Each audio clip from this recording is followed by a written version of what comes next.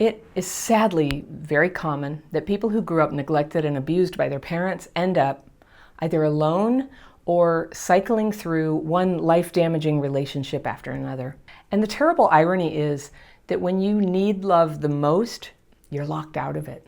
You can try hard, you can read books, you can go to therapy, you can make promises to yourself and hold high standards for yourself, but you'll keep finding that you're shell-shocked again to have gotten attached to someone who can't be a good partner to you. Now, either they don't love you, they're with someone else, they have an addiction, or in some way they can't make a commitment to you or even show up for you in any kind of consistent, loving way. And the worst part is because you have an intolerance for endings and saying goodbye, that feeling of abandonment that comes up when things are ending, even when you want to get out, you end up stuck in relationships that just drain you of all your joy and your potential and your choices. Or they make you so scared to connect with anyone that you spend years of your life in isolation, just hiding from your own life. I'm Anna Runkle, also known as the Crappy Childhood Fairy, and I teach people practical strategies to heal abandonment wounds and other symptoms of childhood PTSD so that you can get out of emotional isolation and maybe find love. Now, there are two main categories of, let's call it maladaptation around love, and one has to do with avoidance, and one has to do with the opposite, which is rushing into romance headfirst with people you don't really know yet, and then getting completely entangled and enmeshed. Have you done that? Have you done it more than once, right? Now, I'm going to talk about avoidance in my next video, but in this video, I want to talk about what happens when you rush in to romance. If that's your pattern, what happens? It's very common for people who were traumatized as kids, and I'm going to teach you some strategies so you can allow yourself to be a person who has an abandonment wound, but also be a person with an open heart, who can open up, who can get to know somebody, who can be vulnerable sometimes, who can tell the truth. You can have both.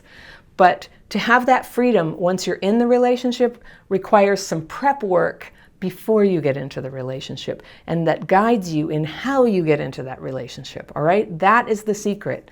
That's how people with CPTSD can have good relationships, but with a little workaround. And that means despite having an attachment wound, a trauma wound, you can fall in love. You can have a successful relationship someday, maybe even get married, right? And you can do this without falling down that trauma-shaped hole that's pulled down every relationship that you've had in the past, okay?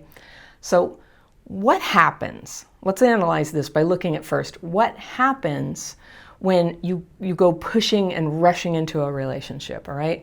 Now, it's really common to go get a quick start, and one reason we do this is because it's incredibly uncomfortable to be in that early stage of a relationship. Somebody's paying attention to you, you're self-conscious, you have a lot of fear about where it's going, and whether you realize it or not, you might be pushing to try to lock it down real fast, to try to turn it into a great love affair very quickly so that you can bypass all that anxious period that would normally be happening during dating, right? The courtship process is where you get to know somebody slowly and gradually open up to them and open your heart to them and let them into your life. If you completely jump over that, you're going to have this very creepy feeling that there's a whole bunch of stuff you don't know, that it could blow up in your face, and you would be right, it could, it very well will. And so one way that we bandage over that feeling to sort of cover it up is by just getting in quickly and being like, you know what, I think this is love at first sight, I think we were meant to be together, let's move in. Let's run off to Vegas. At the very least, you know, let's sleep together very early, all right? And so that's what happens. That's one way you can cover up that feeling, that anxious feeling that would normally be spread out over a long period of dating. To do this often requires a bit of magical thinking. And with CPTSD, many of us have very strong imaginations. We grew up having to work with like a really kind of difficult set of circumstances in our lives. And with our great imaginations, we were able to see ourselves as something better than that, and to see our circumstances as something that had a ramp out of them. And all that is good. Your imagination is good. But when you haven't healed from your PTSD yet, your imagination can work against you and cause you to draw on magical thinking to try to retrofit, to try to crap fit, if you know that term, when we fit ourselves to an unacceptable situation. So let's say you meet somebody one day, you rush into it, decide you're in love, you sleep with them that night, and the next morning you're looking around and you see their place and you start to see stuff about them that you actually don't like. So what happens? Magical thinking kicks in. I'm going to change them. They are coming from some low station in life, and I will raise them to a higher stage of life. Or they seem to have all these wounds everywhere. They're very broken, I notice. I can heal them.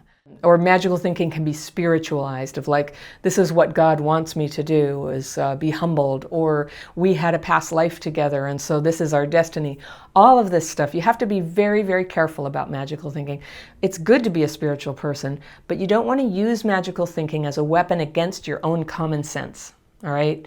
It's important when you have CPTSD to have discernment. I'm putting my finger right here, which I guess is where the third eye would be. Discernment.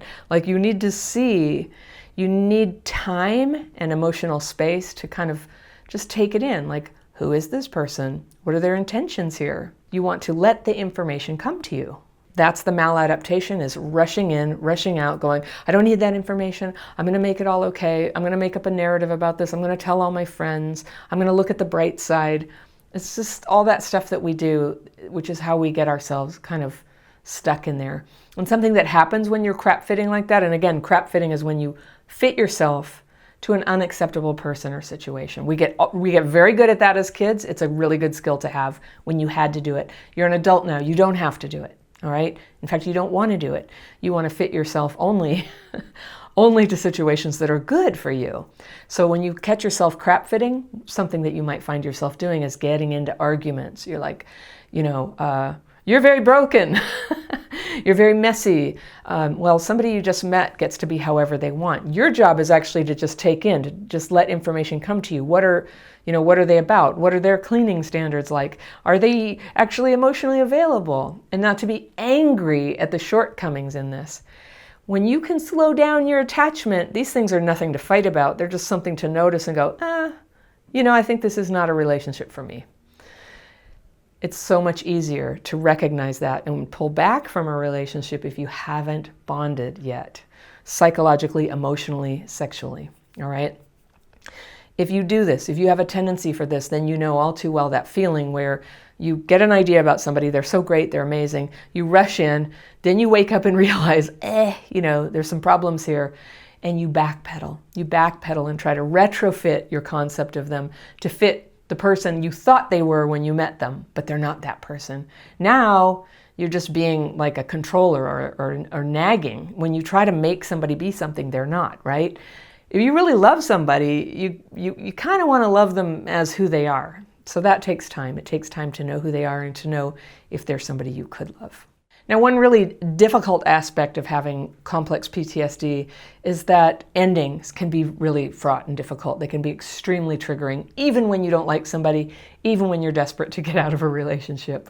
And having to cause the ending or get left will be extremely triggering, and you dread it so much that you stay. I mean, have you done that? How many people have done that? How many times have you done that?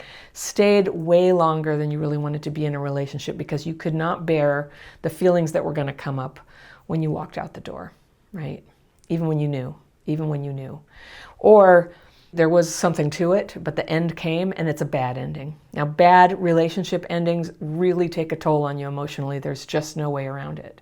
There's no way around it. When you get into a lot of relationships and then they keep ending, when this happens too many times, the way that you have to toughen up for that, to cope with it, is not really a toughness that serves you in trying to find real love and open up to somebody who really cares about you. It's a scar tissue layer that's not really going to work for you. So if you've got scar tissue, that's okay. You can start where you are.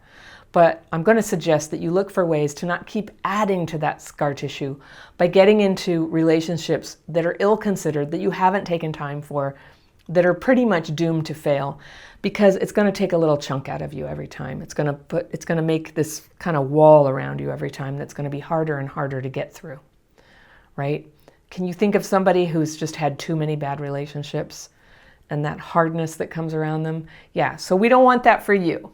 If all of this sounds like psychobabble, I'm not into psychobabble. I'm into very practical techniques. I teach those. I teach techniques to start naming the fears that come up from that emptiness, naming them, getting them on paper and getting them out so that there can be a little feeling of comfort and peace for a while. And if you want to learn that, it's called the daily practice. It's down in the links. It's always there for you. But if you're just watching this video for the quick tips, I'm just going to say you need a way to find that calm inside. It will always kill relationships. The trauma-shaped hole will always kill relationships. Nothing but bad comes out of the trauma-shaped hole. Nothing but the old behaviors that people once did to you come out of that trauma-shaped hole. It's a bad place. So you're going to heal that. All right? You're going to heal the trauma-shaped hole, and you're going to sort of bring it up to where it's a lovely part of the landscape. And you remember that bad things happen to you. You're sensitive to that. Sometimes you have workarounds around it, but you don't go charging in trying to obliterate it and make it go away by getting into relationships fast. I'm telling you, this is the most life-changing change that I ever made, was to go slowly in relationships and allow them to form. It was so helpful to me to find out that I had all the good ingredients of a good person who can love and be loved. It was all in there.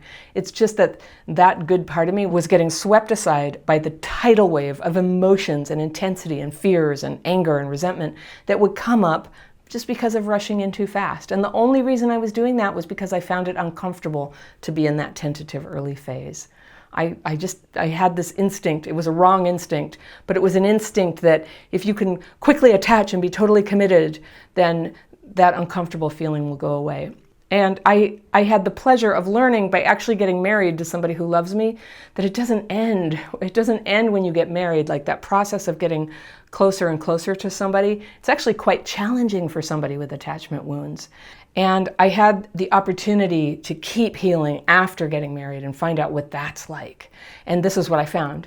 It's a continued healing. It's a continued project to keep dealing with the old wounds, handling them as an inside job and showing up a little better for a relationship. And luckily, because I'm able to bring good things to my relationship, I get good things back. There's like a mutuality there where sometimes if I'm a little bit rough or edgy, or I wake up in an emotional flashback, I actually have a little bit of grace extended to me. There's some understanding there because mostly what I'm able to show up is lucidity and kindness and loyalty and steadiness and good cheer, right? That's what makes day-to-day relationships happy. And I'm able to do that because the old trauma wounds are largely healed. They're just not like flying out of me all the time. You can do this too. You can make progress along these lines. And I really encourage you to get started on the journey. So maybe now is the time for you to start to change this. And you can start taking first steps. I'm a big fan of don't try to do everything all at once and don't try to do this alone. I recommend beginning with the inside job of learning to notice when you're dysregulated and get re-regulated in your brain, emotions, and nervous system. That right there is going to make it possible for you to do relationships very differently. And there are many ways that you could choose. If you want to learn my techniques for calming your triggers and getting re-regulated, you can take my daily practice course. I also have a dating course. If you want to learn my technique for structured dating, I call it structured dating. It's how to do it slowly and consciously. So all of this goes a lot more smoothly when you're connected to other people. Perhaps when you have some mentorship or some support from peers, maybe people who are also working on healing how they do relationships. It helps to have somebody who you can be very honest with and tell them what's going on and admit a little bit of feedback. And of course, if you're going to admit feedback from somebody, they need to be somebody you respect and trust. I think finding someone to love is one of the most profound and positive things that can happen in your life. I believe it's possible, and I believe it's important for people who had trauma as kids. And it can happen at any age if you've got some healing under your belt. And if you're willing to let things unfold at a pace that your triggers can handle, all right? If you want to hear more about how to do that, you are going to want to see this video right over here. And I will see you very soon.